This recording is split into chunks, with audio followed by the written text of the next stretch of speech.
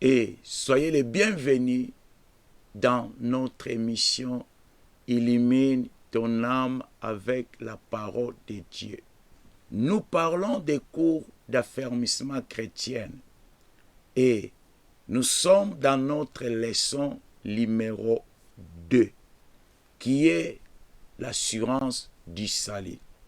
Dans cette leçon numéro 2, nous parlons de quelques points qui nous assurent vraiment et que nous avons l'assurance du salut en nous. Pourquoi l'assurance du salut? L'assurance du salut est là pour nous assurer quand Jésus vient, il va nous prendre avec lui. Ou quand Jésus tarde encore, si on meurt aujourd'hui, nos esprits iront droit dans ses mains. Comme lui-même sur la croix, il a dit, Père, je remets mon esprit entre tes saintes mains. Donc, Jésus avait l'assurance et que son esprit va directement auprès de son Père. Nous aussi, étant que les chrétiens, nous devons nous assurer et que quand on meurt aujourd'hui, on ira droit dans la main de notre Dieu ou encore dans les royaumes célestes, puisqu'on a crié à Jésus-Christ de Nazareth, c'est lui qui nous donne la vie éternelle. C'est lui qui est le chemin, c'est lui qui est notre visa, notre passeport pour entrer dans les royaumes des cieux. Que le Seigneur vous bénisse. Alors la fois passée, on avait parlé du point numéro 5, qui est nous sommes devenus enfants de Dieu. Donc, la fois passée, on avait parlé du point numéro 5, qui est nous sommes devenus enfants de Dieu. Aujourd'hui, nous allons parler du point numéro 6. Le point numéro 6 qui est nous avons commencé une nouvelle et satisfaisante vie quand Christ vit en nous. Donc, ici, nous allons parler d'une vie nouvelle, d'une vie satisfaisante que Jésus nous amène, que Jésus nous donne. Quand on croit en Jésus-Christ de Nazareth, quand on donne Jésus notre âme, notre esprit, il amène en nous une vie qui est satisfaisante, une vie nouvelle quand il est avec nous. Alors, nous allons directement dans le livre de Jean 10, 10 pour comprendre quelle est cette vie satisfaisante que Jésus nous apporte quand nous ouvrons nos âmes pour lui laisser entrer en nous.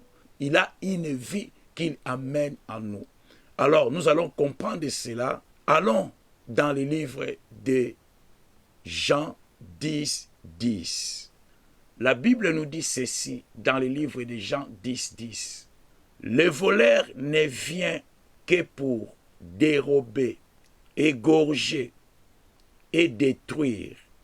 Moi, je suis venu afin que les brebis aient la vie et qu'elles soient dans l'abondance.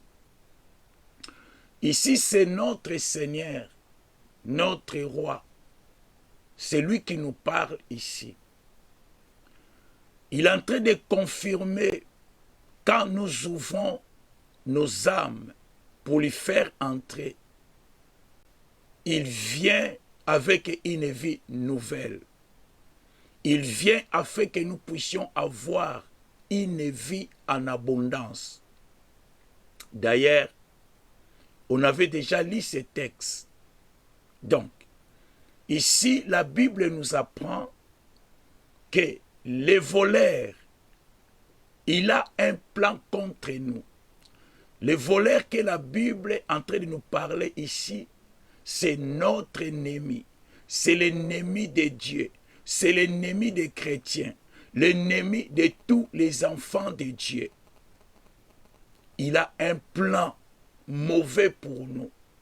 Le plan de l'ennemi est défini en 3 points, en 3 parties. La Bible nous explique, le voleur vient que pour dérober. Ça, c'est un. Le voleur vient pour dérober. Ça, c'est un. Ça, c'est voler. Il vient pour voler ta paix. Il vient pour voler ta joie. Il vient pour voler ta bénédiction. Il vient pour voler tout ce qui t'appartient. Alors, dans son plan numéro 2, la Bible nous dit, il vient pour égorger. Égorger, c'est étouffer. Et le 3e plan que l'ennemi vient faire dans ta vie, il vient pour te détruire. Il amène la destruction dans ta vie. Ça, c'est le plan de l'ennemi.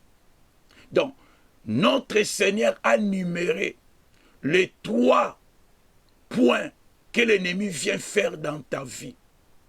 Il vient pour dérober, il vient pour égorger et il vient pour détruire. Détruire qui? L'enfant de Dieu.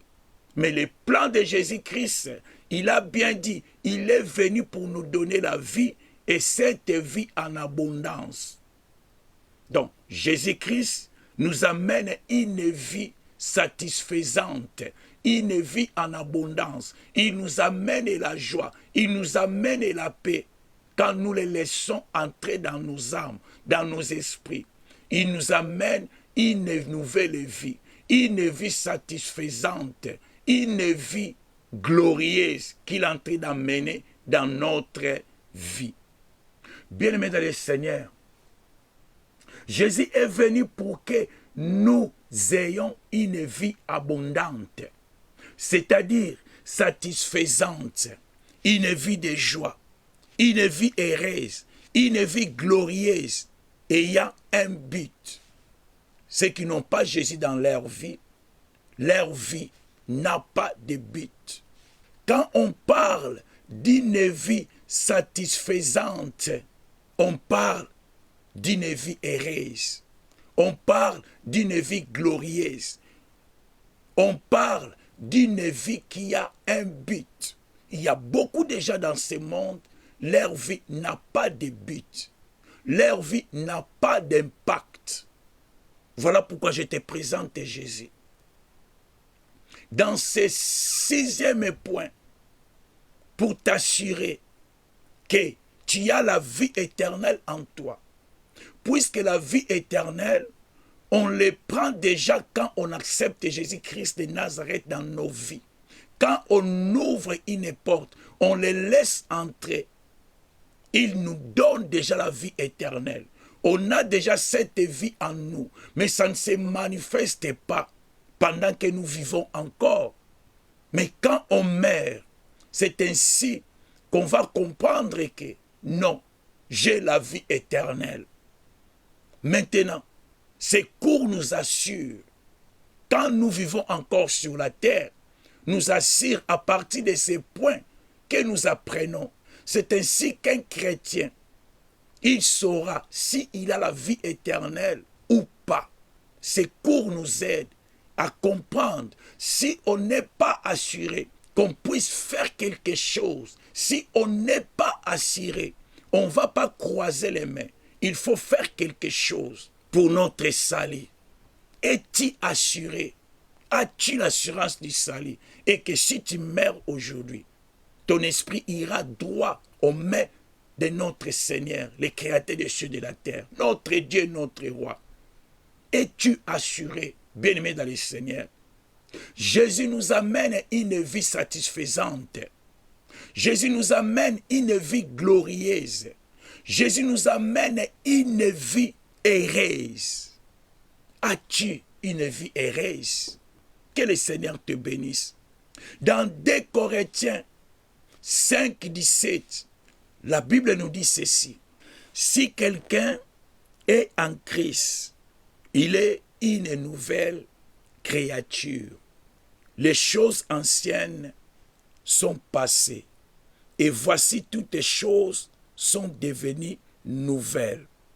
Jésus nous dit dans les livres de Jean 10, il est venu pour nous donner une vie abondante. Jésus est venu pour nous donner une vie satisfaisante. Jésus est venu pour nous donner une vie glorieuse, une vie heureuse et une vie qui a des buts. Ça veut dire, si tu n'as pas accepté Jésus-Christ, si tu n'as pas ouvert ton âme et que Jésus entre, tu n'as pas une vie qui a un but. Tu n'as pas une vie qui a un but, mais ta vie n'a pas de but. Tu n'as pas une vie heureuse. Ta vie est malheureuse. Tu n'as pas une vie glorieuse si tu n'as pas Jésus-Christ dans ta vie. Et dans 2 Corinthiens 5, 17, maintenant la Bible nous dit, celui qui est en Christ, il est devenu une nouvelle créature. Les choses anciennes sont passées. Et voici toutes les choses sont devenues quoi? Nouvelles. Donc, si tu acceptes Jésus-Christ, dans ce point numéro 6, on nous dit, celui qui a une vie satisfaisante, celui qui a accepté Jésus et qui a une vie satisfaisante, celui qui a une vie glorieuse, celui qui a une vie heureuse, c'est celui-là qui est assuré. Quand Jésus vient, il va lui prendre. Quand Jésus vient, ils vont repartir avec. Celui qui a une vie satisfaisante, une vie heureuse, quand Jésus vient, il va lui prendre avec lui. Dans 2 Corinthiens, on nous explique bien, celui qui est en Christ, celui qui est en Christ, au-dedans, celui qui est en Christ, ça veut dire celui qui a accepté Jésus-Christ comme Dieu et sauveur dans sa vie change. Il est devenu une nouvelle créature. Il n'est plus celui qui était hier. Il ne vit plus dans le passé. Il est devenu une nouvelle créature. Ça veut dire il s'attache aux choses nouvelles, les choses qui donnent gloire à Dieu. Il a une vie satisfaisante. Il marche selon la parole de Dieu. Toutes les choses qu'il fait, il les fait selon la parole de Dieu. Il est devenu une nouvelle créature. Les choses anciennes sont passées. Toutes les choses sont devenues nouvelles. Ici, on parle des choses que tu faisais auparavant. On parle de ta vie que tu avais auparavant. Des choses que tu faisais. Les péchés que tu faisais. Maintenant, comme tu as accepté Jésus-Christ, continues-tu à faire ces péchés? C'est une question. Es-tu vraiment une nouvelle créature pour t'assurer et que si Jésus vient à présent, j'irai avec lui? Es-tu une nouvelle créature? Continues-tu à pécher dans ta vie? Les choses anciennes devaient passer de l'autre côté. Les choses anciennes, tu devais les laisser derrière toi. Tu dois embrasser une vie satisfaisante, une vie glorieuse, une vie heureuse, une vie auquel tu crains Dieu, une vie auquel tu marches dans la sainteté. Tu ne marches plus selon la chair, mais tu marches maintenant selon l'Esprit de Dieu.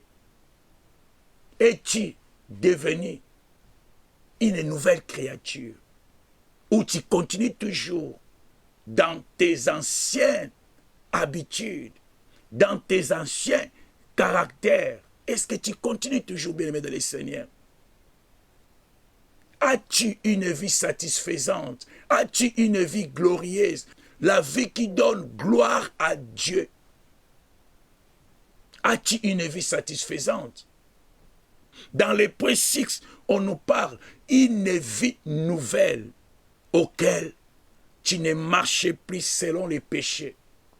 Tu ne marches plus selon tes caractères mauvais. Tu ne marches plus selon tes habitudes mauvaises.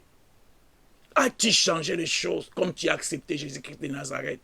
Vis-tu une nouvelle vie? As-tu laissé les anciens mauvaises habitudes derrière? Que le Seigneur te bénisse. Une personne qui reçoit Jésus dans sa vie devient une nouvelle créature. Elle n'est plus cependant l'ancienne créature améliorée, mais une nouvelle. Donc, quand tu reçois Jésus, tu ne peux pas améliorer les choses. Tu ne peux pas changer un peu les choses. Mais tu devais devenir une nouvelle créature. On ne parle pas d'un homme amélioré, des caractères améliorés, mais on doit changer le tout. Commence à regarder. Depuis que tu as accepté Jésus dans ta vie, es-tu devenu une nouvelle créature? Que le Seigneur te bénisse. Nous changeons de nature par la puissance de Dieu. Nous changeons de nature par la puissance de Dieu. On n'améliore pas la nature. On n'améliore pas notre vie, mais nous changeons le tout. Nous devenons une nouvelle créature. Les choses anciennes, toutes les choses anciennes devaient passer. Les choses anciennes, on ne devait pas les voir encore dans nos vies. C'est ça qu'on appelle nouvelle créature. Non améliorer, mais changer le tout. Abandonner le mal. Changer ta vie totalement. Ce que notre Seigneur Jésus-Christ nous demande, ce que Jésus amène dans nos vies, c'est une nouvelle vie satisfaisante, une vie glorieuse, une vie heureuse qu'il nous apporte. C'est ça qui va nous assurer. Et quand nous mourrons aujourd'hui, nous allons droit au mains de Dieu. Quand Jésus-Christ vient aujourd'hui, il va nous prendre avec lui. Nous sommes délivrés des puissances de Satan. Et nous sommes en sécurité en Jésus-Christ. Quand Jésus vient dans ta vie, il te fait une nouvelle créature. Quand Jésus vient dans ta vie, il te délivre de toutes les puissances sataniques. Et nous sommes en sécurité dans ses mains. Je te présente Jésus. Si tu cherches une vie satisfaisante, si tu as besoin d'une vie heureuse, si tu as besoin d'une vie glorieuse, accepte Jésus. Laisse Jésus la porte. Ouvre ta porte afin que Jésus entre dans ta vie. Tu vas commencer une vie nouvelle. Tu vas commencer une vie satisfaisante si tu laisses Jésus entrer en toi. Tu peux lire aussi le livre de Colossiens 1, 12 à 13. Et aussi 1 Jean 4, 4. Jésus nous a délivrés de la puissance des ténèbres, c'est-à-dire Satan. Et notre vie est cachée maintenant avec Jésus-Christ en Dieu. Donc, quand tu es devenu une nouvelle créature, laissez-moi commencer par ici. Quand tu ouvres ton âme, Jésus entre. Tu acceptes Jésus comme ton Dieu et ton Sauveur. Tu deviens une nouvelle créature. Tu vis une vie satisfaisante. Tu vis une vie glorieuse. Une vie heureuse. Et Jésus prend contrôle de ta vie. Il va te sécuriser. Il va t'amener la délivrance. Jésus nous délivre de la puissance des ténèbres, c'est-à-dire la puissance du Satan aura aucun effet dans ta vie. Maintenant, ta vie est cachée en Christ. C'est Christ maintenant qui te sécurise. C'est Christ maintenant qui combat pour toi. Ta vie est cachée en Christ et Christ est caché en Dieu. Celui qui est en nous est plus grand que celui qui est dans ce monde. Donc, dans le livre de 1 Jean, on nous apprend et que celui qui est en nous est plus fort que celui qui est dans ce monde. Quand tu acceptes Jésus, tu donnes ta vie à Jésus, il va te sécuriser. Il est plus grand que tous les démons. Il est plus grand que toutes les principautés. Il est plus grand que tous les satanistes. Il est plus grand que Satan lui-même. Il est plus grand que tous les sorciers. Il est plus grand que les nganga, les marabouts. Jésus est plus grand. Il va te sécuriser quand tu donnes ta vie à lui. Il va te sécuriser. Il va te garder. Bien-aimé, Jésus t'appelle pour t'assurer les royaumes des cieux. Bien-aimé, Jésus est en train de frapper à la porte qui est ton âme. C'est à toi d'ouvrir afin qu'il entre pour t'amener une vie en abondance, une vie satisfaisante, une vie heureuse, une vie qui a un but. Qu'entends-tu pour ouvrir ton cœur? Qu'entends-tu pour accepter Jésus-Christ de Nazareth? Que le Seigneur te bénisse. Tu peux prendre aussi le livre de Colossiens 3.3, Romains 8, 38 à 39 et Jean 10, 27 à 29. Alors, quand on parle et que nous devenons de nouvelles créatures, alors notre vieil homme a été crucifié avec Jésus-Christ. Celui qui faisait des péchés en toi, on l'appelle vieil homme. Cette vie ancienne qui était une vie de péché, on appelle cela vieil homme. Vieil homme devait passer.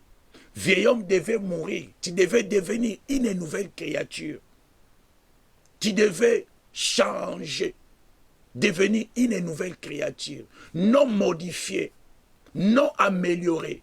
Mais ici, on parle de changement total. De changement radical. Puisque tu as Jésus-Christ dans ton cœur, dans ton âme. Jésus-Christ prend ta vie et commence à te diriger. Bien-aimé dans le Seigneur, accepte Jésus-Christ pour ta sécurité. Accepte Jésus-Christ. Quand il est avec toi, personne ne te touchera. Quand il est avec toi, il est plus grand que celui qui est dans ce monde. Nous sommes sous sa protection et rien ne pourra nous séparer de l'amour de Dieu en Jésus-Christ. Personne ne peut nous ravir de la main de Dieu le Père. Ainsi, les nouveaux chrétiens doivent comprendre que depuis qu'il a reçu Jésus-Christ dans sa vie, il est délivré du contrôle de Satan. Au moins que tu continues à vivre dans les péchés. Mais si tu as accepté Jésus-Christ et que ta repentance est sincère, personne ne peut te toucher. Satan n'a pas le droit de te toucher. As-tu donné ton âme à Jésus? La personne qui donne sa vie à Jésus, il est délivré du contrôle de Satan. Ça veut dire que Satan ne peut plus te contrôler comme un maturin. Il ne peut plus te diriger à faire du mal. Il ne peut plus te commander à aller voler. Il ne peut plus te commander à aller insulter quelqu'un. Il ne peut plus te commander, puisque tu as donné ta vie à Jésus-Christ de Nazareth. Satan ne peut pas te diriger. Il ne peut pas te commander. Il ne peut plus, car Jésus a changé ta vie. Jésus vit en toi. Jésus est là pour t'assurer qu'au dernier jour, ton esprit ira tout droit aux mains du Père. Le Seigneur est bon pour toi, bien-aimé dans le Seigneur. Change ta vie, donne ta vie à Jésus-Christ. Les malins, les satans, il ne peut rien face aux serviteurs de Dieu. Si tu deviens serviteur de Dieu, tu commences à servir Dieu, Satan n'a rien contre toi, il ne te fera rien. Zéro. Car Jésus te protège. Jésus est avec toi partout où tu iras. Bien-aimé, que le Seigneur t'aide à comprendre et que tu devais vivre une vie satisfaisante et que tu devais devenir une nouvelle créature où toutes les choses anciennes de ta vie sont passées, les mauvaises choses. Tu es devenu une nouvelle créature. Tu n'es plus ce vieil homme-là. Acte 4 et 12. Qu'est-ce que la parole de Dieu nous dit? Il n'y a de salut en aucun autre, car il n'y a sous les cieux aucun autre nom qui ait été donné parmi les hommes par lesquels nous devions être sauvés. Il n'y a pas d'autre nom qui peut te donner la vie. Il n'y a pas d'autre nom qui peut te sauver. Il n'y a que le nom de Jésus-Christ de Nazareth. Donc, dans le point 6, on nous a appris, si tu as Jésus, tu auras une vie satisfaisante, une vie heureuse, une vie glorieuse, une vie qui a un but. C'est ça. Quand tu meurs, tu sais que j'irai auprès de Dieu. Ton esprit ira droit aux mains de Dieu. Es-tu assuré, bien-aimé, pour le salut, pour le royaume de Dieu? As-tu l'assurance? Tu peux passer plusieurs fois en regardant ces vidéos, en regardant ces 6 points qu'on a appris, qui nous assurent, et que si on meurt aujourd'hui, nos esprits iront droit aux mains du Père. Ou encore, si Jésus vient aujourd'hui, on est assuré, on ira au paradis. Il n'y a aucun nom qui peut te sauver. Il n'y a aucun nom qui peut pardonner tes péchés. Il n'y a aucun nom qui peut te faire entrer dans le royaume des cieux. Il n'y a que le nom de Jésus. Regardons aussi Jean 14, 6. C'est là où nous allons terminer. Jean 14, 6. Jésus lui dit, je suis le chemin, la vérité et la vie. Nul ne vient au Père que par moi. C'est la vérité.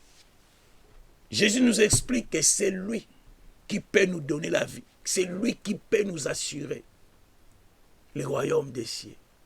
Que mon Dieu, que j'ai pris, vous bénisse et que le Saint-Esprit vous fait comprendre qu'est-ce que l'assurance du salut. Nous terminons par ici. Que le Seigneur vous bénisse. Venez encore quand nous allons mettre d'autres vidéos. Le Seigneur vous protège. Le Seigneur vous bénisse. Merci. Bye bye.